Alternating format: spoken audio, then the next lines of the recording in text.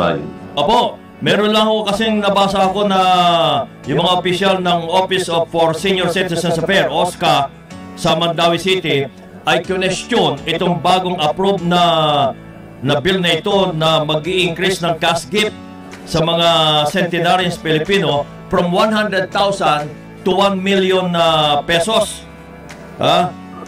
Hindi na raw pwedeng pakinabangan nito ng mga recipient dahil sa kung mga 100 years old daw, baka hindi na mapakinabangan yung pera.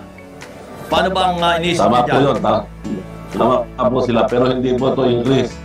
Ito po ay bonus. Yung po 100,000 pag-edad po na 100 years old ay nandun pa din.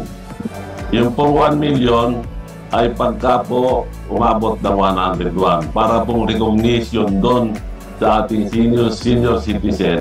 Sa ating mga mahal na senior citizens, ito ang panukalang batas na isinusulong para mabigyan ng cash gifts ang ating mga mahal na seniors katumbas ng kanilang edad.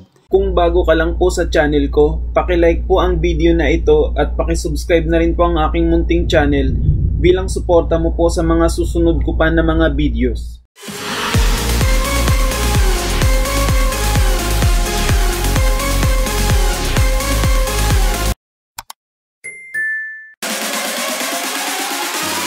Ito po ang naging pahayag ni House Representative Rodolfo Ompong Ordanis Jr. sa teleradyo. Panoorin po natin.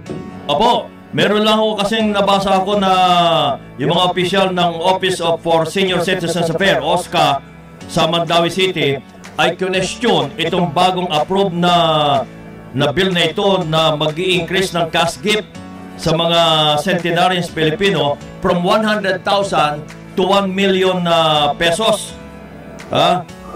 Hindi na raw pwedeng pakinabangan nito ng mga recipient dahil sa kung mga 100.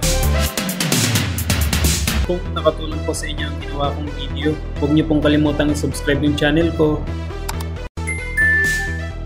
Salamat po.